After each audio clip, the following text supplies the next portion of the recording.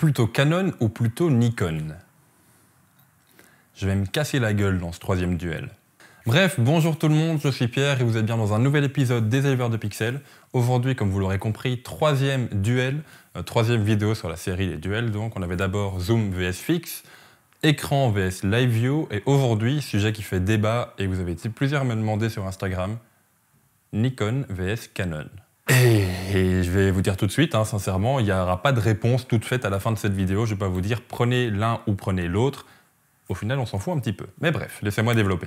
Si vous me suivez déjà depuis un petit temps sur cette chaîne, vous savez que pendant 4-5 ans, j'ai été chez Nikon avec d'abord un D40 qui n'était pas du tout professionnel, un D7000, un D750 et en complément un D600. Je dis pas de bêtises. On va être clair tout de suite, le D750 est clairement un des meilleurs boîtiers photo que j'ai eu dans les mains. Et grâce à cette chaîne, j'en ai eu énormément. Mais sincèrement, le 750 est juste une pure merveille.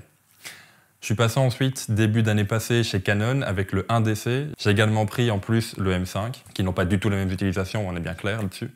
Je suis passé chez eux pour deux raisons. Tout d'abord, la raison principale qui était une énorme occasion. Un ami revendait le 1DC avec pas mal de batteries, pas mal de cartes mémoire, le tout pour un prix absolument dingue. D'avoir un boîtier beaucoup plus robuste, ça me tentait depuis un petit temps.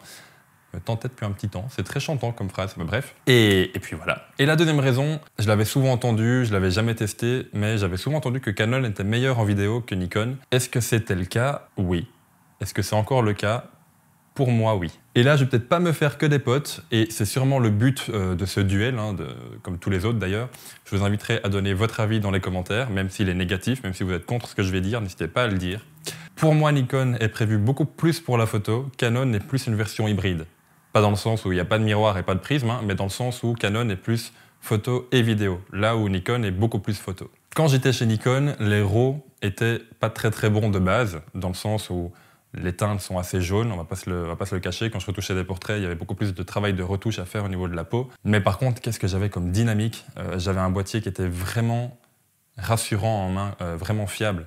Ce que je retrouve également chez Canon, mais il ne faut pas oublier que j'ai un modèle, je ne peux pas aller plus haut niveau boîtier photo. Le 1DC, c'est comme le 1DX, il embarque tout le même capteur, même technologie, etc.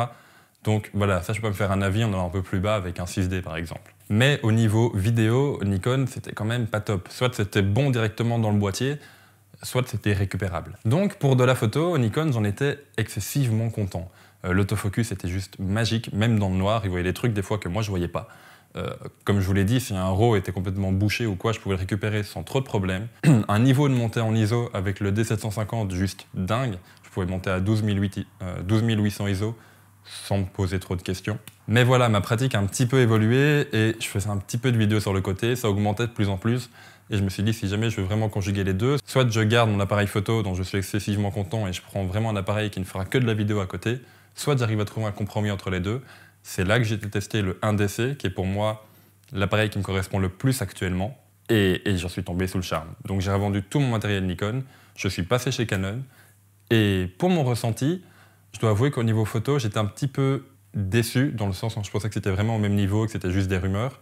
Mais voilà, de mon ressenti, Canon, les RAW Canon sont un tout petit peu moins bons que ceux de Nikon, un peu moins fiables, il y a un peu moins de dynamique. L'autofocus n'est pas toujours aussi bon, ou alors c'est juste moi qui suis une brêle, et c'est totalement possible, je vous l'avoue. Mais voilà, au niveau photo, j'ai eu un petit sentiment de retrait. Ça reste très bon, franchement. Si je devais évaluer les deux, à Nikon, je mettrais 100%, à Canon, je mettrais 95%. Donc voilà, ça se joue vraiment à très peu. Mais pour moi, il y a une toute petite différence à ce niveau-là. Par contre, au niveau gain en qualité en vidéo, là, c'est le jour et la nuit. Canon est vraiment pensé pour faire de la vidéo. Et du coup, on a notamment sur la 1DC le C-Log. On a une qualité qui est vraiment haute au niveau du fichier vidéo. On peut vraiment le retravailler en post-production, même si on ne filme pas en log. Les boîtiers sont vraiment pensés pour avoir des raccourcis beaucoup plus simples. On ne doit pas commencer à aller chercher dans les menus pendant 20 ans pour savoir comment paramétrer sa vidéo. Ici, ça se fait très vite. Et puis, autre tout petit avantage chez Canon, c'est qu'il y a des objectifs qui sont vraiment spéciaux et qui me correspondaient à moi. C'est-à-dire que chez Nikon, on a par exemple le 14-24 f2.8 qui est sans doute le meilleur grand angle au monde. Mais voilà, moi j'ai pas besoin de grand angle, j'en utilise pas. Le plus grand angle que j'ai, c'est le 24 mm du 24-105 et j'y suis presque jamais.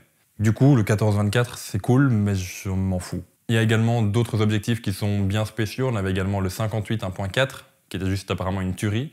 Celui-là me correspondait, j'ai pas eu le temps de l'avoir en main. On a depuis quelques temps maintenant, mais celui-là je ne l'ai pas non plus testé, le 105 mm 1.4 qui lui m'aurait bien plu. Et voilà, je suis passé chez Canon avant.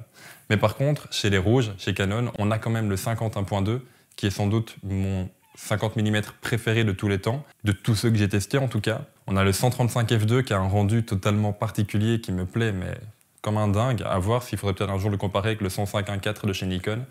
Bref, il y avait des choses, des objectifs, du matériel qui me correspondaient mieux, mais c'est juste pour moi, de nouveau.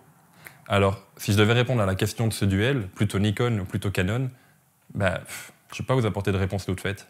C'est vraiment à vous de choisir, à vous de prendre le boîtier que vous préférez dans les mains, que ce soit un Nikon, un D850, pourquoi pas, qui est sans doute un des meilleurs boîtiers photo actuellement, ou plutôt un 5D4, ou un 5DSR, ou un 6D2. Tout ça, c'est vraiment à vous de choisir. Dans tous les cas, je vous conseille de prendre le boîtier que vous voulez en main, qu'il soit Canon, Nikon, Olympus, Fuji, Sony, n'importe quoi. Ça pourrait même encore être un Samsung. Bref, c'est vraiment totalement à vous de prendre votre matériel en main, quelle que soit la marque, quel que soit le modèle, réflexe, hybride, même téléphone en soi. Du moment que ça vous convient à vous, c'est le principal. Alors du coup, la prochaine fois que quelqu'un vous demande est-ce que t'es plutôt Canon ou t'es plutôt Nikon, demandez-lui ce qu'il fait comme photo.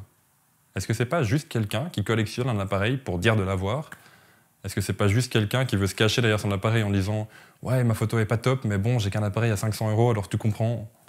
Non, je comprends pas. Quel que soit l'appareil d'aujourd'hui, il est dans tous les cas bien meilleur que tous les appareils argentiques des grands photographes qu'on peut admirer du début du siècle passé. Alors, à partir de ce moment-là, quelle que soit la marque, quel que soit le modèle, quel que soit le budget que vous mettez dans votre appareil, vous ne pouvez que faire de bonnes photos. Mais ça, quand vous comprendrez que ça ne dépend pas de l'appareil, mais de vous, vous arrêterez de vous poser la question de savoir si Canon est meilleur que Nikon ou inversement. Bref, comme d'habitude, j'attends vos avis dans les commentaires. J'ai bien conscience que j'ai de grands risques de me faire incendier et de recevoir plein de pouces rouges dans cette vidéo. Mais voilà, c'est le but des duels aussi. Même mon chat veut se barrer.